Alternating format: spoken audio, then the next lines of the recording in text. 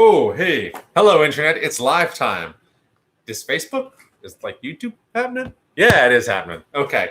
It's live time. So it's like 8:30. So let's do this. I don't know. There's not too much going on in the news today. Just, some resigning of senators and armed militia storming the capital of Michigan. No biggie. Let's just cover some of the stuff. Now, we'll get to the things I just mentioned a little bit later because there's some discussion to be had about them, I think. Oh, and let me get the sharing going. I always do this. And, people are still tuning in because we just started. And see, now people are trying to show up as they get the notice that the best show, the best primetime show is on. So we'll just wait for folks to show up for a second. But if people have anything they want to talk about, start dropping it. Start dropping it. And I am committed to trying to get that Zoom up tomorrow. But I will say that work has been pretty bananas. So I've been kind of busy. And I still have to go do more after this. Okay, so folks are tuning in. Let's start with some of the fun stuff in the news. I always love talking about Elon Musk. He is super rich and he's hilarious and apparently he's a lunatic. So whatever, as we mentioned yesterday, Elon Musk has decided that he doesn't have to listen to no law, and he's reopening his Tesla plant on Monday. And this is against the rules of his county, although, as mentioned, California as a whole has far laxer rules. In any event, Elon Musk is reopening, and he announced today, I love this, he announced today that, if you work at that plant, if you don't come in, you can just stay home and be on unpaid leave. Now, mind you, there are a couple of problems here, which is even if you opt to stay home, you don't get money from Tesla. Obviously, it's unpaid leave, but you probably do lose unemployment benefits from the state because you've turned down the opportunity to work. Anyway, in any event, Musk is throwing a fit because he hasn't been labeled an essential business or essential industry, but now his workers get to make the call as to whether or not the factory reopens. However, I imagine most of his workers aren't in the same situation as Musk and can't afford to just stay home.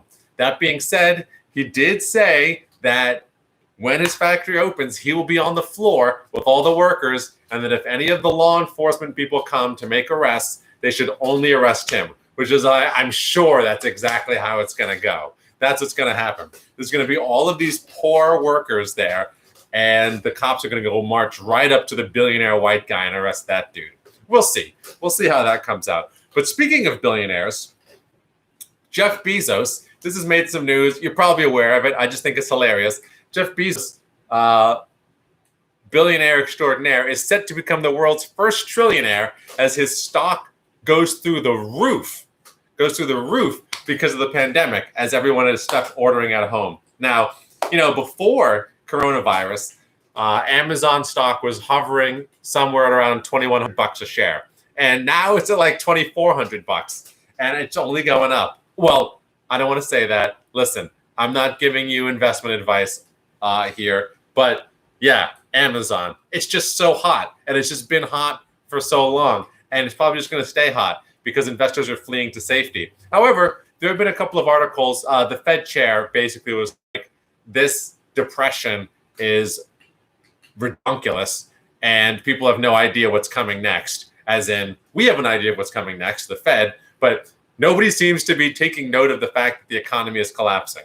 So it's a house of cards sort of deal, or probably not a house of cards sort of deal. It's like a building built on quicksand sort of deal, because the floor, the ground is rapidly shifting and falling out from underneath this mega structure we've created. But whatever.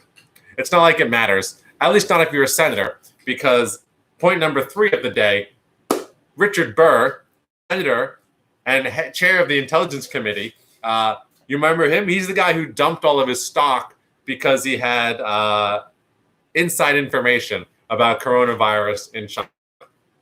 So it turns out you can make a killing. You just need insider information. Actually, it makes me wonder if trillionaire Jeff Bezos, who's got the individual GDP as a human being of like the seventh largest economy in the world. Whom like $1 trillion? That's ridiculous, actually. The United States, by comparison, produces about 19 or to $21 trillion worth of output. China, after that, is somewhere like 12 trillion. And it drops off, there's a huge gap between the United States and the second largest economy. And then you've got Japan at like 8 or 9 trillion. So very rapidly, you get down to the point where entire countries don't have $1 trillion to their name.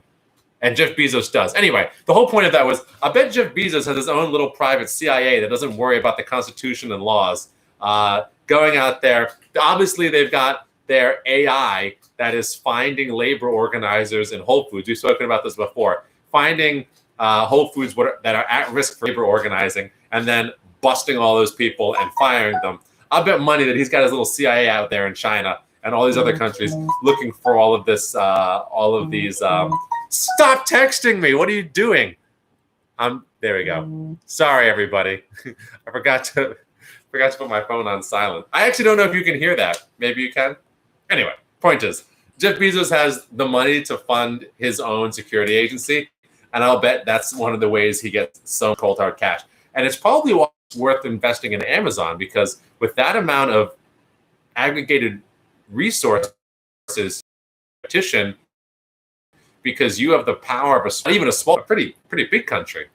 I'm rethinking my investment strategy right now. Anyway, point is, as a senator of the United States who has access to the largest economy's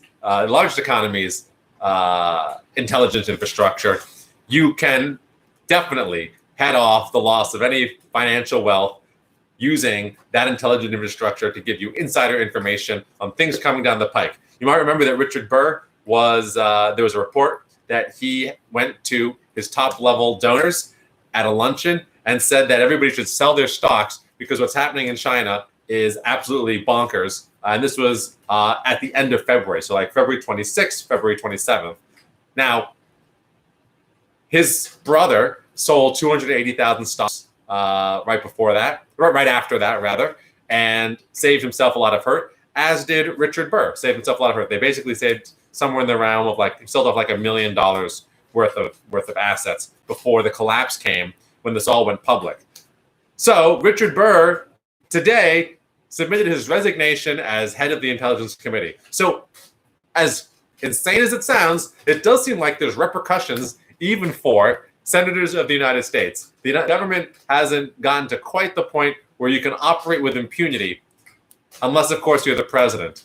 And that was sort of a joke, but as we may recall from yesterday, there's literally a court case working its way through the Supreme Court as to whether or not the president can, in fact, operate with total impunity and is, in fact, above the law. In reality, the actual argument that Trump's lawyers put forward were, I believe this is a direct quote, the president cannot be treated like a normal person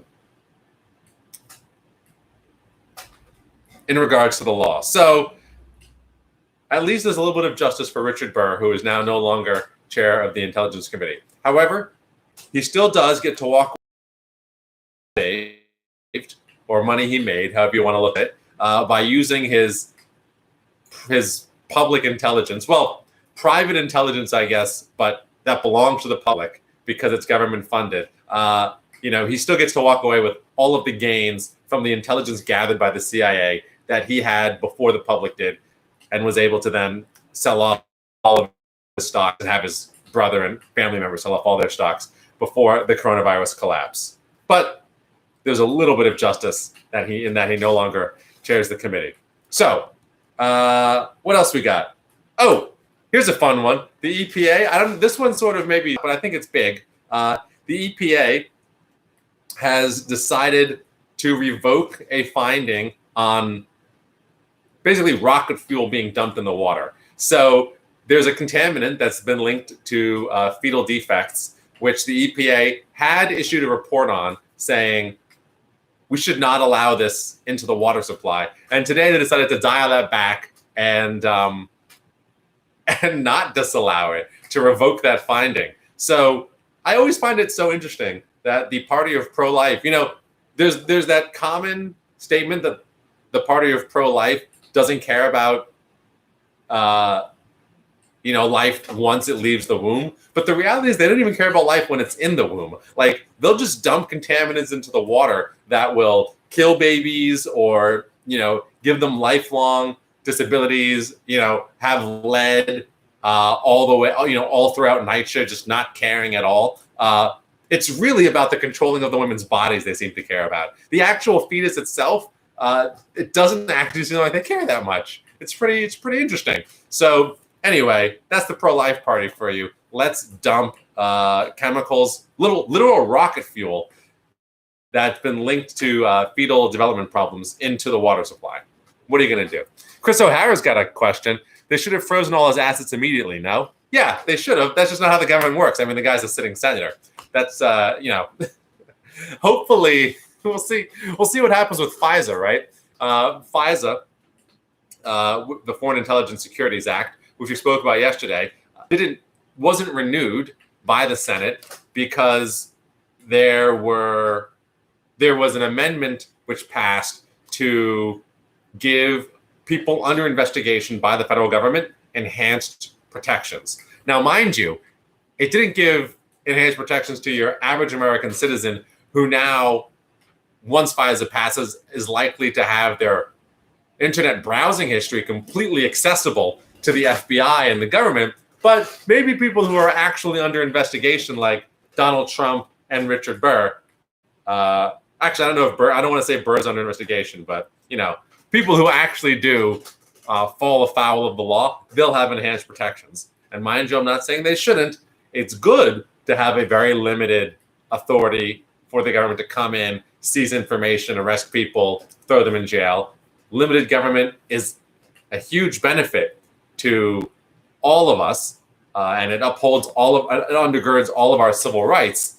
But what are they going to do to this guy for using his position of authority to advance his financial interests? Probably nothing. Simon Sachs, not like Senator Burr specifically, in fact, because we were just talking about that guy. Just two more things. I mean, it's a pretty light day, and I'm also pretty hungry. I mean, it's a light day because I had to do a lot of work today, which means I spent less time on the internet. But two more things. One is I wanted to make sure I addressed a headline about Joe Biden starting a Republican group, because people didn't like that. But I also don't think people read the article, because it wasn't an article about Joe Biden starting a Republican group. It was an article about Never Trump Republicans forming a group to support Joe Biden in the election. Now, Biden did say that he knows a lot of friends across the aisle who are former colleagues of his, what have you, who are reaching out with asking how they can support him. But the headline and the commentary around it sort of really made it sound like Biden was trying to incorporate Republicans into his campaign or into his administration.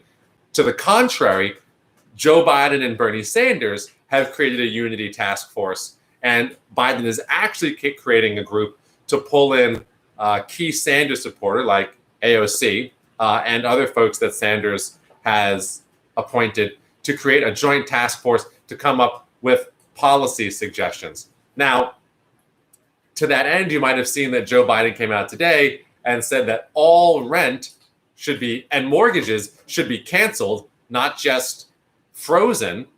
And it was weird because I saw a bunch of people basically be like, oh, he hasn't proposed any way to do that. He hasn't come out with a plan to allocate funding to alleviate the rent burden and the mortgage burden.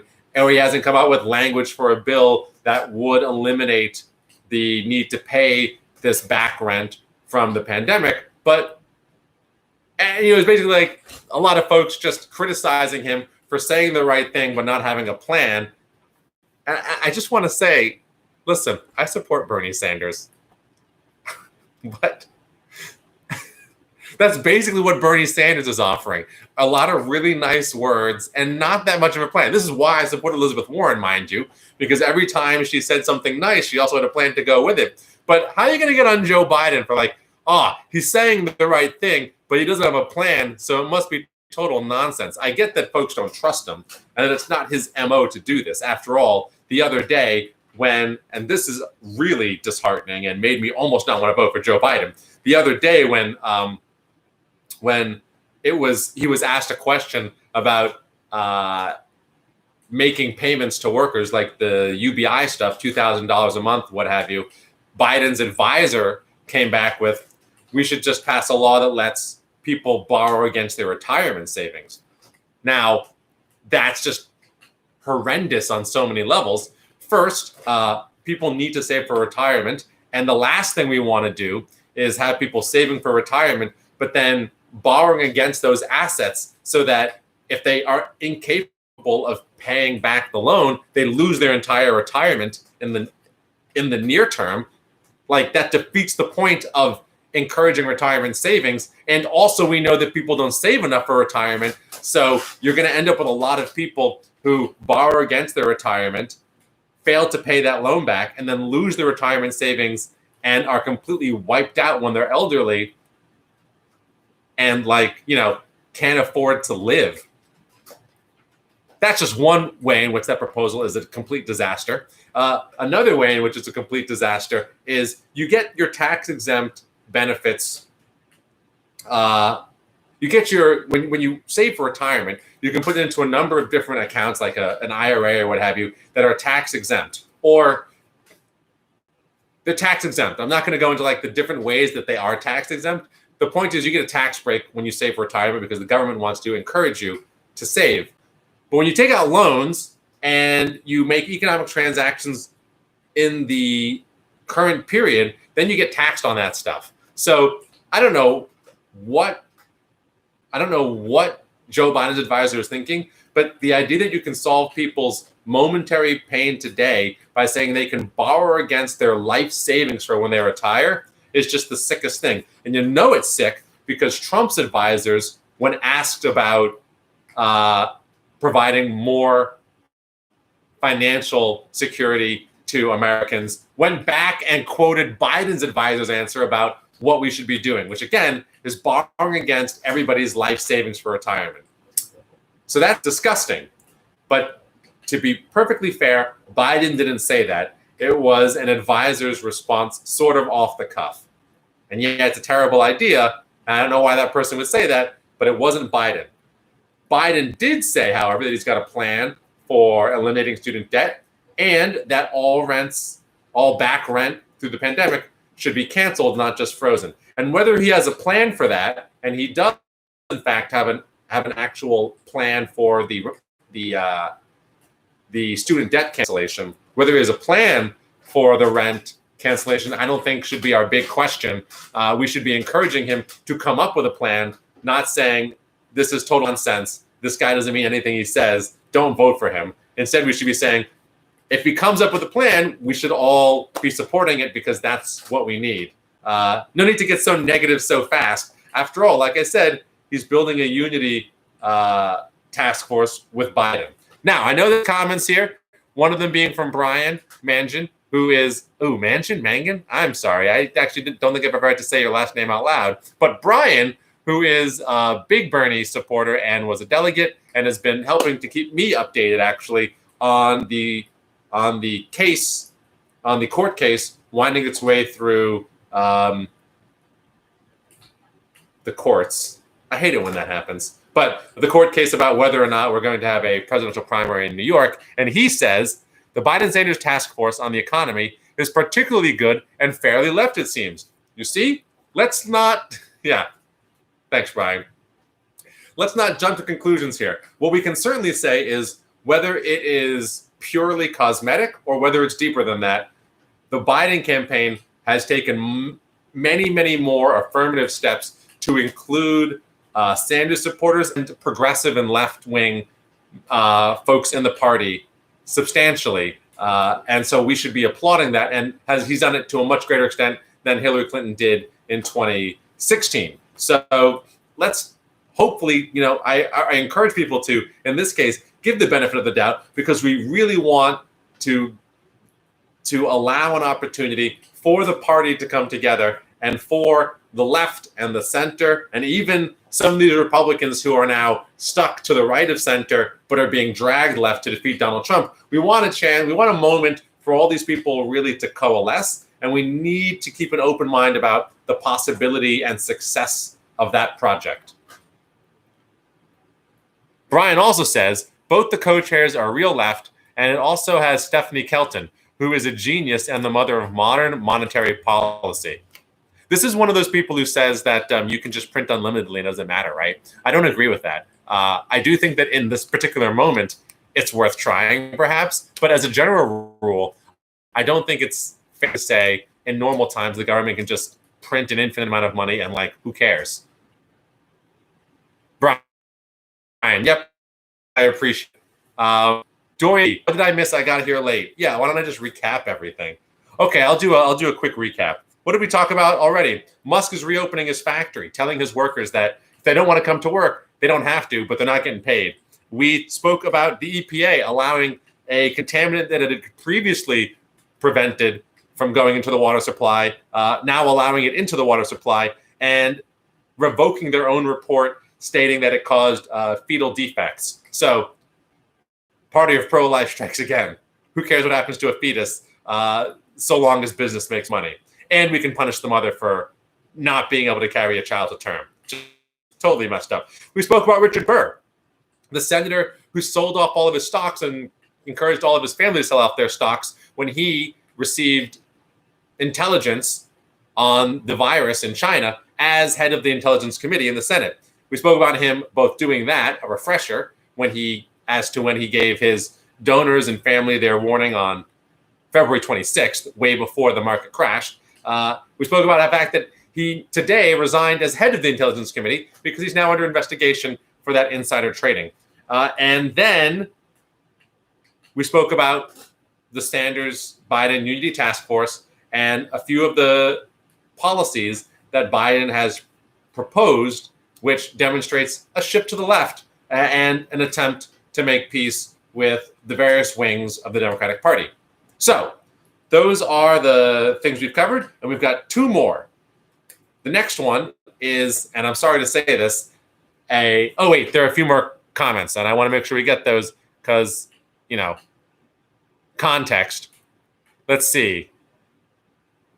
Simon Sachs, if the FBI takes a senator's phone, how is that not an investigation? So the FBI took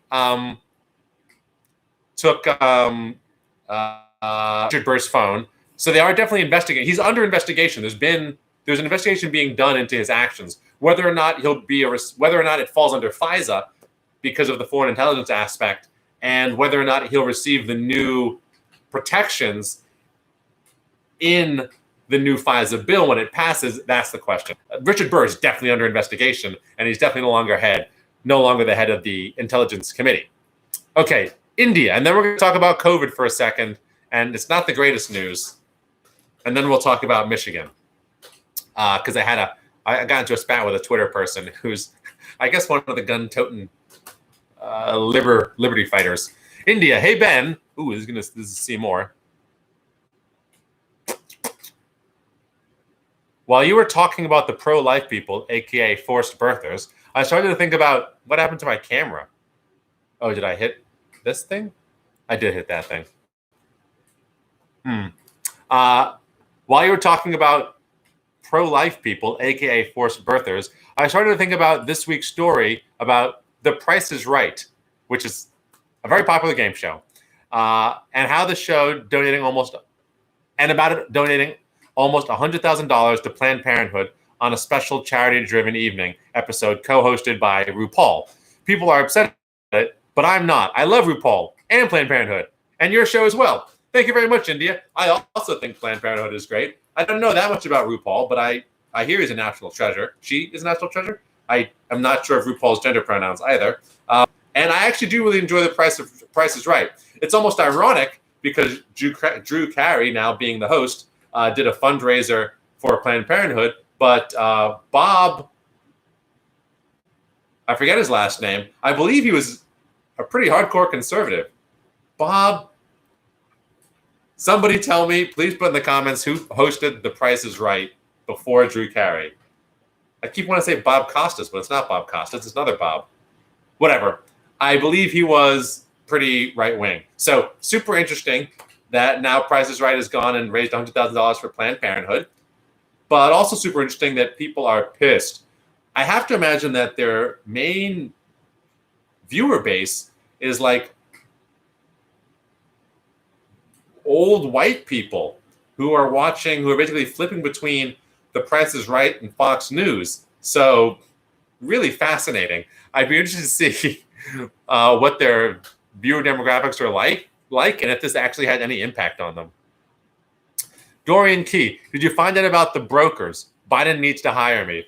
The brokers, I didn't find out about the brokers. The other thing you missed was I was explaining that today was a very busy day that kept me from doing a lot of things that I wanted to do. But I'm going to make a big old note now, and by tomorrow, you will have your answer about brokers. Okay. Let's see. Any other comments? I think maybe yes. Dorian Key, Musk is such an asshole. Sigh. I mean, yeah, rich people. Oh, we did also talk about Jeff Bezos being the world's first trillionaire and having the economic output or, the GDP of a not even small country, like a pretty big country. Maybe the 10th or so largest economy in the world would be Jeff Bezos. Anyway, he's making beaucoup dollars on the fact that everybody has to get home and order in. Dorian Key, it's not like anyone is even buying a Tesla right now. I heard a great conspiracy theory that that Elon Musk is behind all of this to convince everybody to buy the new Tesla truck, which is built for the apocalypse. Chris O'Hara, Bob Barker, that's the former host of The Price is Right. Thank you very much. Bezos is 17th on the list ahead of Turkey. But will he remain 17th on the list when he has over $1 trillion? Still 17. That's just absolutely ridiculous. No individual should, whatever. I have feelings about this, and I'm sure they're obvious. Deirdre Levy, there's a hashtag NYC Budget Justice Twitter rally tomorrow for the city budget, 1:30 to 2:30. So for those of you who are interested or concerned about the city budget, which is going to see something like 50 million cut, 50 million or 500 million, something like that. Something with a 5, something, and then like maybe 1 0 or 2 zeros after it, and then million. So something like that. But the point is that the city budget's getting a huge slash because obviously tax receipts are way down, and education is getting like a 30% cut. So folks are really upset about this. I think NYPD is taking like a 10% cut. So it's not really, the hurt is not proportionate to, I think, the needs of the city, and that's the big concern. So Deirdre goes on, and there's a criminalization versus community safety graphic that I want to share from the Communities United for Police Reform, but I guess I can't post it on here. Why not? Just post it in the comments. Go ahead. Chris O'Hara. Oh, I meant if he was at 1 trillion. Oh, so if Jeff Bezos, thank you, Chris. If Jeff Bezos were at $1 trillion, he would have the 17th largest economy unto himself, right ahead of Turkey. Damn, son, that's nuts. But in any event, if you want to check out the Budget Justice Twitter rally, please do so, because New York City's budget is going to be a really hot topic in the next couple of months as the city figures out where to make the painful cuts because of the declining revenue due to the pandemic. And if you don't want to see education cut by 30%, you should show up and make that heard, because that's the current plan. It won't allow you to. There's no option on here. Okay. Send it to... Really? Send it to me. I'll post it. Or post it separately on my page. Anyway, last topic I've got for the night, which is the gun-toting lunatics in Michigan. Now, we've spoken about the Second Amendment before, and I am not the most anti-gun left winger out there. Like I did a whole thing, a whole chat about my feeling on the Second Amendment and its role, both as a historical artifact from the time of the Constitution and as an actual principle for guaranteeing freedoms and the role of militias and all of these things. But the fact of the matter is that all the folks out there who are claiming that the Second Amendment is our last line of defense against tyranny have demonstrated today that it is also the first line of defense against democracy. The Michigan State Legislature was adjourned, literally shut down, because so many people showed up with assault rifles and there had been so many death threats against the governor that it was deemed unsafe. Well, actually, they shut it down. The stated reason that the Capitol was shut down was because they had to clean it and disinfect it. But it's pretty obvious, since the legislators were there and conducting business until they decided to shut it down, that it was the death threats against the governor and the armed protesters showing up. So these folks have successfully forced the disbanding of a duly elected body of duly elected representatives, basically destroying the democratic institution because they didn't like, as a minority, how things were going in the state. Mind you, these folks represent a minority sentiment, and it's a minority of the population showing up with guns that allows them to wield outsized influence. If that is not anti-democratic and anti-American and downright totalitarian, I don't know what is. I literally don't. So I took to Twitter to tell them that, and I actually got a response. I basically said, for all of you folks who are arguing that the Second Amendment is the guarantor of liberty, if you are in an active revolutionary war or an active civil war, that's one thing. Otherwise, leave your guns at home. They have no place as a tool of intimidation. And somebody was kind enough to respond and tell me that they are in an active civil war because lefties like me are foisting a socialist communist agenda on them. And we literally have armed Gestapo going around. I responded that they obviously don't know what an active war is because there's no shooting going on. I said maybe you're confused. You've confused an active war with political discourse or competitive elections. But it was the Nazis who came to power and destroyed their representative democracy by militarizing political discourse and convincing regular people to be violent and shut down dialogue. This person did not respond, but ultimately I find, I'm not the only one, obviously, but I find this extremely concerning that these tactics of intimidation, these threats of violence, be allowed to drive our political system. Because when you give in to this sort of behavior, it only encourages more of it. And when people think that they can prevent the legislature from passing laws, when they think that they can prevent the governor from going to work by showing up with guns, it just demonstrates that violence is an effective tactic and the threat of violence is an effective tactic. And it makes it easy to disband peaceful associations and peaceful assembly by showing up with weapons, which is exactly what the Nazis did. The brown shirts, not the Gestapo, which that's the secret police, but the brown shirts had a critical role to play in the Nazis coming to power by being violent and threatening their opponents with harm, which prevented their opponents then from assembling and making their positions, supporting their positions vocally and in public, and also from showing up to pass laws that might have curtailed the rise of the authoritarian police state Hitler was creating. So this is really, really damaging stuff. And, people are asking, where's the sergeant at arms? Where's the National Guard? At some point, the governor's going to really have to call people out. However, there is a bill. There's been a task force created by the Republican-controlled legislature to investigate changing the law allowing firearms in the Capitol.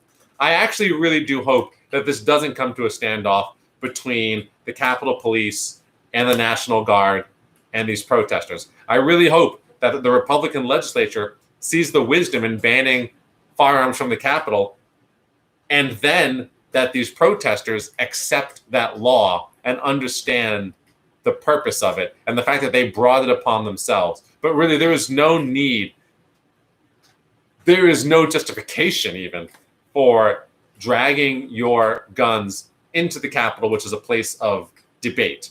I've spoken to lots of gun enthusiasts and libertarians about this who obviously feel differently, but it's not in the Capitol where the Civil War will be fought. That's where the coups happen.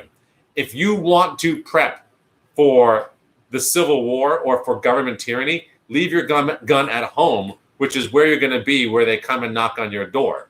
Or leave it in the armory, which is where you're going to go to assemble with your militia when you go to fight off the federal jackbooted stormtroopers. But again, that's not what's happening in the Capitol. What's happening in the Capitol is civil debate by elected representatives as part of a democratic system. And the one thing, they'll point to the Second Amendment and to the Constitution, but the Constitution guarantees us a lot of things. And one of those things is a Republican form of government in the states. And right now, the Second Amendment is at odds with that promise that the states shall be guaranteed a Republican form of government, because you can't have a representative democracy if the representatives who are elected are not allowed to meet and do the work of the people because of a minority of intransigent, fringe lunatics who feel like they can get their way through the threat of force. Anyway, that's all for the evening. Thanks for tuning in. I appreciate you all. And for the comments. Now, I'm going to go have some rice and beans. I'll see you all tomorrow at 8:30.